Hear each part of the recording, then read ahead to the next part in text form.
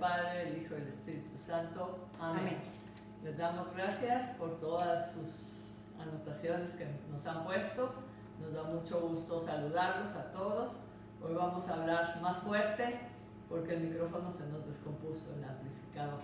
Entonces espero que se grabe bien la clase. ¿Ok? Como habíamos visto, estamos en tiempo de Cuaresma del año 2024 y hay ciertos domingos, que son 5 domingos antes del Domingo de Ramos. Y el primer domingo vimos las tentaciones de Cristo. Dijimos que este evangelio siempre es el mismo, con diferente evangelista, pero siempre va a ser el mismo, siempre van a ser las tentaciones de Cristo. Y la tarea fue orar para no caer en tentación. Y de preferencia, pues confesarnos, porque va a empezar la Cuaresma, un tiempo fuerte de oración. El segundo domingo es la transfiguración. También dijimos que todos los años va a ser tentaciones de Cristo y luego transfiguración. O sea, esos 2 domingos de los 5 no cambian, siempre van a ser los mismos, con diferente evangelista, pero siempre lo mismo. Y el transfigurarnos es transfigurarnos en Cristo para que los otros gocen de la presencia de Cristo, aunque no vayan al templo. O sea, salir nosotros revestidos de Cristo, bañados de su gracia, para realmente ir al mundo a hacer un cambio, ¿verdad? Y también para lograr eso tenemos que orar.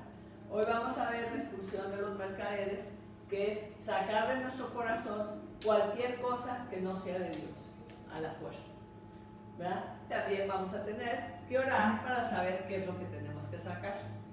Y el cuarto domingo es: tanto amó Dios al mundo que mandó a su Hijo para que tenga vida. O sea, nos va a llenar a nosotros para que nosotros tengamos vida eterna. ¿Ok?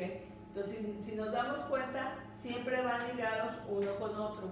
Nada más que como los vemos en domingo, parece que son aislados. Pero no. La iglesia tiene una pedagogía y siempre van hilados los evangelios. Vamos a leer el evangelio, si nos hace el favor, Lucerito. Entonces, Del Santo Evangelio según San Juan. Cuando se acercaba la Pascua de los judíos, Jesús llegó a Jerusalén y encontró en el templo a los vendedores de bueyes, ovejas y palomas, y a los que cambiaban cambistas con sus mesas. Entonces hizo un látigo del cordel y los echó del templo con todo y sus ovejas y bueyes. A los cambistas les volcó las mesas y les tiró al suelo las monedas, y a los que vendían palomas les dijo: quiten todo de aquí y no conviertan en un mercado la casa de mi Padre. En ese momento sus discípulos se acordaban de lo que estaba escrito: el celo de tu casa me devora. Después intervinieron los judíos para preguntarle: ¿qué señal nos das de que tienes autoridad para actuar así? Jesús les respondió: destruyan este templo y en 3 días lo reconstruiré. Replicaron los judíos: 46 años se ha llevado la construcción del templo y tú lo vas a levantar en 3 días. Pero él hablaba del templo de su cuerpo. Por eso cuando resucitó Jesús de entre los muertos, se acordaban sus discípulos de que había dicho aquello y creyeron en la escritura y en las palabras que Jesús había dicho. Mientras estuvo en Jerusalén para las fiestas de Pascua, muchos creyeron en él al ver los prodigios que hacía. Pero Jesús no se fiaba de ellos porque los conocía a todos y no necesitaba que nadie les descubriera lo que es el hombre, porque él sabía lo que hay en el hombre. Palabra del Señor. Gloria a ti, Señor Jesús. Muy bien. Entonces vamos a empezar por explicar qué es la Pascua. O sea, por qué Cristo hizo esto en la Pascua y por qué nosotros celebramos la Semana Santa en Pascua. O sea, ¿no? Okay. Entonces, Pascua significa el paso de Jesús en la tierra. O sea, lo que caminó Jesús 33 años, eso se llama Pascua. Okay. Pero en el Antiguo Testamento ya se festejaba la Pascua. Y ese Pascua era el caminar los 40 años en el desierto. Entonces, Jesús sube a Jerusalén a festejar la Pascua, esta Pascua. O sea, Jesús estaba festejando los 40 años que pasaron en el desierto, cuidados por Dios, ¿verdad? De la esclavitud a la vida. Y aquí Cristo nos da de la esclavitud del pecado, la virtud del pecado a la gracia, que es la vida. ¿verdad? Eso es la Pascua. En el Antiguo Testamento se festejaba el haber pasado por el desierto. En el Nuevo Testamento festejamos que Cristo pasó por la tierra para sacarnos de la esclavitud del pecado a vivir una vida en gracia, una vida con Él. ¿Ok? Aquella noche, o sea, la noche de la Pascua, que se festejaba aquí en Jerusalén, inmolaban los israelitas un cordero sin mancha. Y por eso esa fiesta era de gran importancia y debía de viajar a Jerusalén al menos una vez en la vida. Una vez. ¿verdad? Para dar gracias a Dios por haberlo salvado de la esclavitud de Egipto. Ok, entonces vamos claro, ¿verdad? Ok. El templo de Jerusalén evocaba la presencia de Dios en medio de su pueblo. Es un signo de esa elección de Dios en un espacio sagrado. Entonces, ¿por qué iban al templo? Aquí porque iban al templo de Jerusalén, que era así como un castillito, porque iban al templo, porque ahí estaba la presencia de Dios. ¿Ok? ¿Por qué nos pide aquí ir al templo en Pascua? Porque ahí está la presencia de Cristo. ¿Ok? Jesús se enojaba al encontrar el templo convertido en una cueva de ladrones donde el poder y la corrupción reinaban. Desde luego que Jesús, si regresa a la tierra y encuentra en sus iglesias corrupción y ganancias, ¿verdad? Poder y todo eso, pues también se va a enojar porque eso no vino a instituir ese tipo de iglesia. Lo más importante era reconocer a Dios como Dios y lejos de eso hacían comercio y ganancias. O sea que no les importaba si era Dios, si estaban dando gracias a Dios porque los libró de la esclavitud, nada, hacían ganancias. Ahora vamos a ver cómo hacían ganancias. ¿verdad? Aquí voy a borrar esto para seguir viendo lo siguiente. Okay. Entonces, había venta de animales, porque decía que tenían que inmolar un cordero sin mancha, ¿verdad? Y monedas. Los animales tenían que ser puros, ¿verdad? Los sacerdotes debían aprobarlos. Los no comprados en el templo difícilmente eran aprobados. Les encontraban una manchita, o les encontraban la patita rota, o les encontraban la orejita más caída, lo que tú quieras. Cualquier pretexto era bueno para no ser aprobado ese corderito. ¿Ok? Pero los vendían 3 o 4 veces más caros de su costo ordinario dentro del templo. Los tenían que comprar con la moneda local. Y esa moneda, a la hora de cambiarlo, su dinero dentro del templo, en cada cambio ganaban una tajada. O sea que el sacerdote, le voy a poner corona, no porque sea rey, pero así se ponían los sacerdotes, se ponían muy pomposos con sus cintas aquí, sus filisteas muy importantes. Entre más filisteas tenían, más importante era. Ellos, por cada animal, ganaban. ¿verdad? Y por cada moneda cambiada, ganaban. Entonces ellos se hacían ricos con la gente ordinaria que con mucho esfuerzo ahorraban para ir una vez en la vida para dar gracias a Dios y ofrecer su cordero, ¿no? Entonces, esto para que subiera así y dieran gracias a Dios, ¿no? Entonces, ¿se dan cuenta por qué Cristo le da esa rabia tan fuerte y ese coraje tan fuerte? Porque en vez de que los sacerdotes unieran al pueblo, la función de un sacerdote siempre va a ser unir al pueblo con Dios. Unir. Esa es la función de un sacerdote, unir, ¿verdad? El sacerdote une, ¿ok? Ellos, en lugar de unir, los explotaban. ¿Estamos de acuerdo? Muy bien.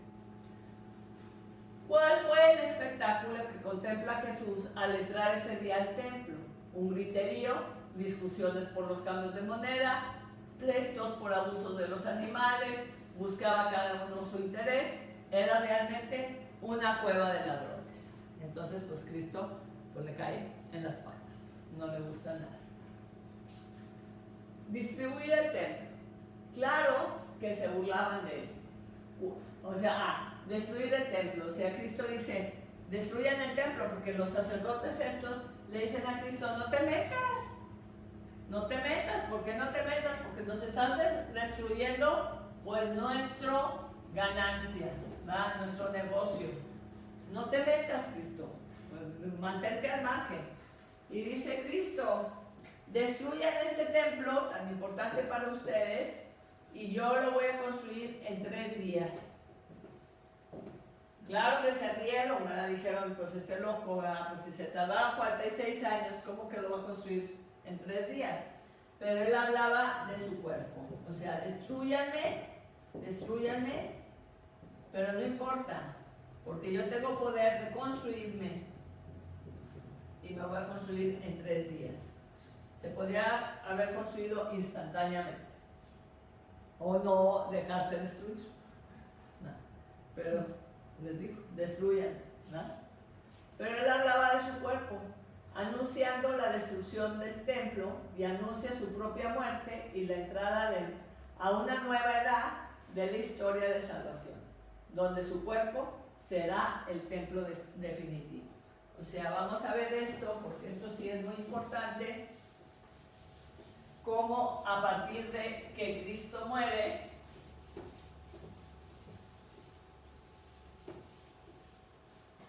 su cuerpo es el cuerpo místico.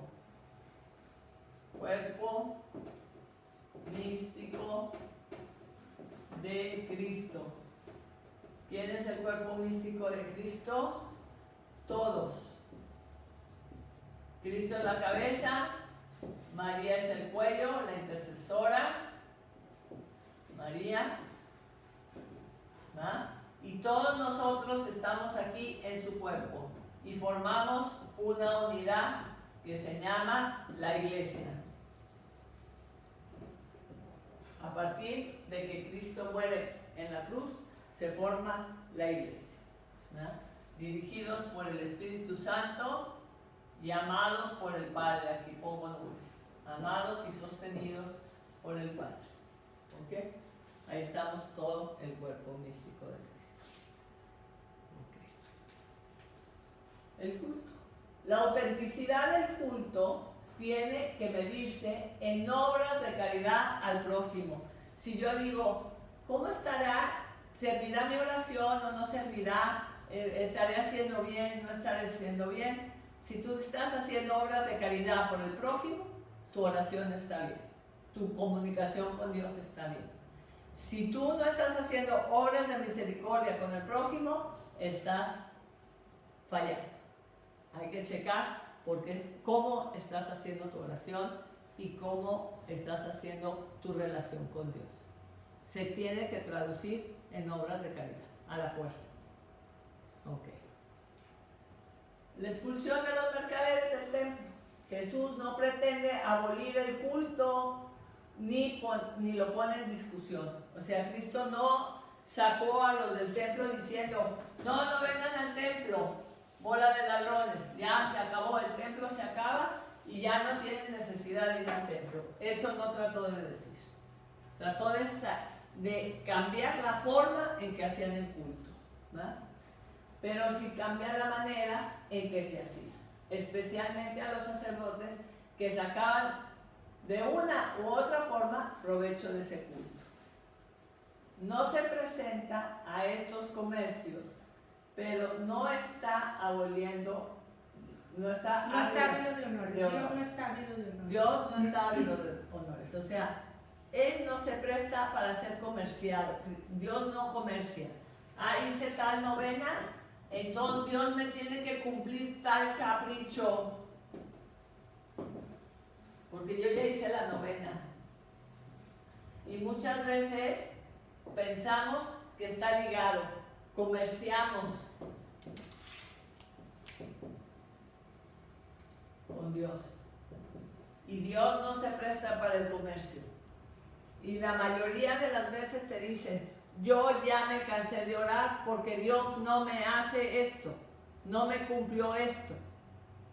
Pues Dios no es un Dios comerciante, que tú, donde dice que tú tienes que rezar tantos rosarios y se te va a cumplir tales cosas, ¿verdad? La expulsión de los mercaderes.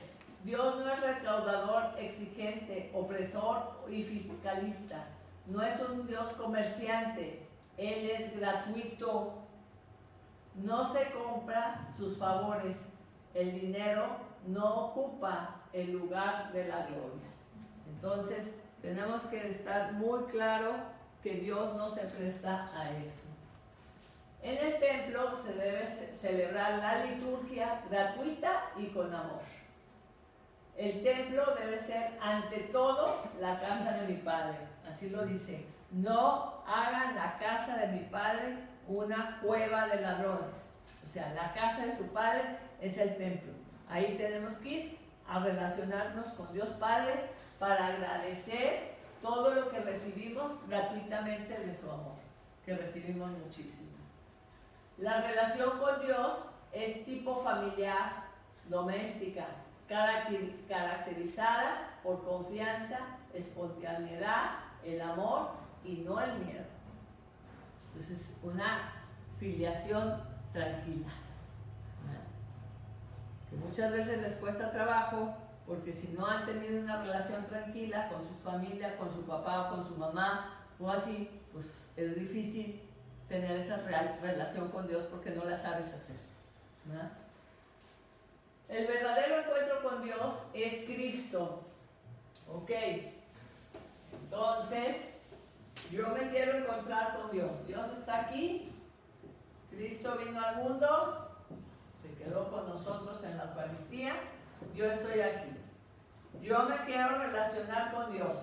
La gente moderna ahora dice, yo no quiero a la iglesia. Yo sí creo en Dios, pero no quiero a la iglesia. Están eliminando al que es el mediador entre Dios y el hombre, que es Cristo. Entonces, en la iglesia encontramos, lo voy a poner acá arriba para que se vea bien. En la iglesia, aquí está Cristo, que es el sumo sacerdote. ¿Qué dijimos que hacía el sacerdote? Unir. Un sacerdote es igual que decir, es el que me une con Dios.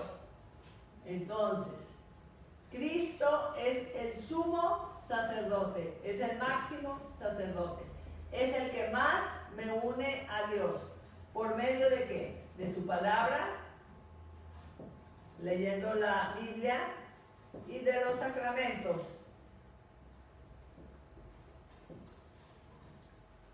Especialmente la Eucaristía. Entonces, si yo me uno a Cristo, entonces me estoy uniendo a Dios. Si yo no me uno a Cristo, puede ser que te unas a Dios y puede ser que te estés buscando a ti mismo. No lo sabemos. Entonces, si no quieres fallar en eso, busca a Cristo siempre, ¿verdad? Por eso, el verdadero encuentro con Dios es Cristo. Ahí es donde encontramos la profundidad del amor de Dios y que se da totalmente por nosotros. Ahí es donde caemos en cuenta de que sigue viviendo entre nosotros. Es ante la cruz donde aprendemos que Dios ama con un amor que no busca apropiarse al otro, sino entregarse a Él. O sea, viendo al crucificado, viendo un crucifijo, podemos entender la donación y el amor tan inmenso que Dios tiene por cada uno de nosotros. Él se entregó por ti. Tú le pagaste para que se entregara por ti. Tú le aconsejaste que por favor hiciera eso por ti. No. Gratuitamente lo hizo, se entregó por ti, por tus pecados Él los pagó. No le tomen en cuenta eso, yo lo pago. Eso, no, yo también lo pago. Pero en el otro que es un hijo, también lo pago. No, pero el otro que es un violador, yo también lo pago. Por toda la humanidad se entregó Cristo. Y lo hizo gratuitamente y nadie lo obligó. No, porque muchas veces dicen, ¿qué padre puede crucificar a su hijo? No, Dios Padre no lo crucificó. Él gratuitamente se ofreció por nosotros, libremente. Eso me impresiona a mí. Yo digo, qué barbaridad, gratuitamente. Y siempre le digo, no merezco llamarme hija tuya. Yo no merezco tanto amor, pero te doy gracias porque lo recibo. Y lo recibo con mucho gusto. Gracias, gracias, gracias. No tengo más que dar gracias. Ok. Cristo glorioso es donde debemos encontrarnos con Dios. O sea, glorioso quiere decir Cristo resucitado, glorioso, ya está en la gloria. Ok. Cristo vivo en su palabra. Cristo vivo en sus sacramentos. Cristo vivo en los santos de todos los tiempos. Cristo vivo en los más pobres. Cristo vivo en cada uno de nosotros que formamos el cuerpo místico. O sea, aquí encontramos al Cristo vivo. ¿Dónde lo puedo encontrar? Ahí está. No hay una piedra escondida. No hay una magia. Yo realmente quiero ser de Dios. Tengo que escuchar su palabra, acudir a los sacramentos, ver a los santos, ver a los pobres y acudir y ayudarlos en lo que está en mis manos, ¿verdad? Porque todos formamos un cuerpo místico. Hasta el que te cae mal, también él forma parte de eso, ¿verdad? Ahora dice, Jesús no se fiaba de ellos. Como que dices, qué rarito Jesús, ¿verdad? Porque le están diciendo que muchos se convertían porque veían sus milagros. Y luego dice el evangelista, dice, pero Jesús no se fiaba de ellos. ¿Por qué no se fiaba? No se fiaba de una fe que solamente quiere prodigios y cosas extraordinarias. Entonces, cuidado, no busquen cosas extraordinarias. Ya lo hemos platicado muchas veces. Si dicen aquí que se va a aparecer un ángel, se llena la plaza para ver el maldito ángel. Pero cuando dice que Cristo está en el sagrario, ¿por qué no se llena el sagrario de gente? Si ahí está el mero mero, el más importante. Si dicen que van a traer una reliquia de tal santo, bueno, pero si hacen fila gigantesca, pero el Santísimo está vacío. El mero mero es el Santísimo. Ahí está Cristo. Ahí le puedes hablar, ahí puedes llorarle, ahí puedes decirle todo lo que quieras. No podemos proclamar otro Cristo que el crucificado. Lo que para muchos es escándalo, para otros es una locura. O sea, realmente el pueblo de Cristo estaban entre los romanos y los judíos y los griegos. Todos pensaban que era una locura lo que decía Cristo, hasta sus mismos apóstoles. O sea, no lo entendían sus discípulos, no lo entendían. Y todavía ahorita la gente moderna muchas veces no lo entendemos. ¿Por qué quiso la cruz? Porque se le dio la gana hacerse lo más humilde que había. O sea, la muerte más loca, la más baja, por amor a nosotros. ahorita en Cuaresma debemos mirar al crucificado. Debemos ver el rostro de Cristo, especialmente en los necesitados. Entonces yo realmente quiero vivir una buena Cuaresma. Busca a los necesitados. No tenemos que ir a la India a ver qué necesitados. Aquí en México hay muchos. En Nueva York hay muchos. En Miami hay muchos. En donde sea hay muchos necesitados. Simplemente en nuestras propias familias, cercanos a nosotros, hay necesitados. Entonces, buscarlos ahí. Específicamente a los más allegados a ti, que son los más prójimos, los más próximos. Ok. Ahora vamos a ver por qué expulsó del templo. Ahora, nuestro templo es nuestro corazón. Entonces, tu corazón, ¿cómo lo tienes? Lleno de mercaderes que solo buscan provecho para ti. No me conviene porque fulana no. No, esa no le saco nada. Me junto con ella, pero pues es chafa. Pues ¿para qué me junto? No, con esa persona nomás me pide. No, qué flojera. O buscas buenas obras que den testimonio de tu vida con Cristo. O sea, ¿qué buscamos realmente? ¿No? Cada cuánto limpias, o sea, cada cuánto limpias tu corazón, cada cuánto te confiesas, quitas todo lo malo que hay.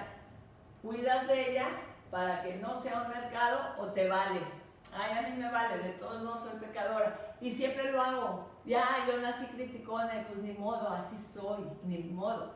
Y ya, te quedaste muy conforme. Ese es un mercado.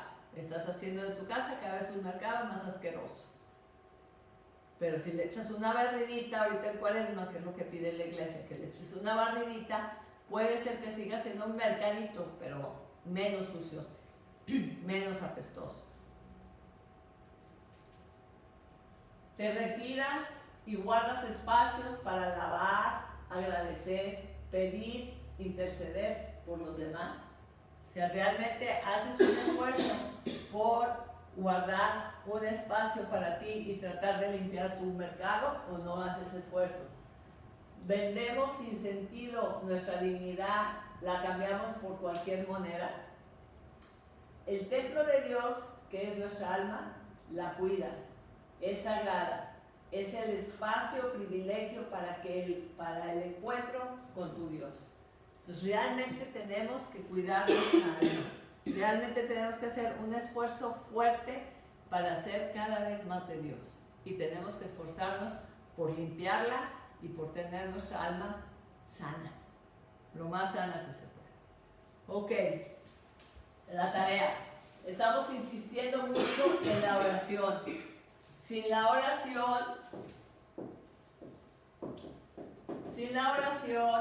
no hay santidad.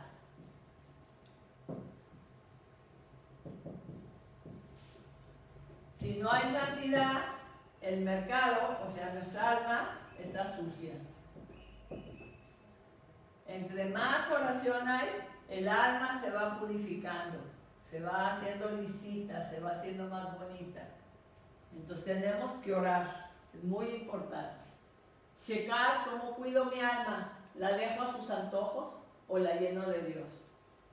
Para ser cada día más humana, más amable, más cariñosa, más servicial. ¿Verdad? ¿Cómo va mi propósito? Si se pusieron un propósito, chequen cómo va el propósito y no se me desanimen. El alma no va a ser un palacio. Cristo no quiso venir a un palacio a nacer, quiso venir a un pesebre. Y había suciedad, y había moscas, y había paja, y había unas cosas de madera para albergarlo, y había animales. Sí, pero San José y María trataron de hacer de ese pesebre lo más limpio posible. Hagamos nuestra alma lo más limpio posible para que Cristo reine en nosotros. Muchas gracias, nos vemos y seguimos. Saludos a todos en el nombre del Padre, del Hijo y del Espíritu Santo. Amén. Amén.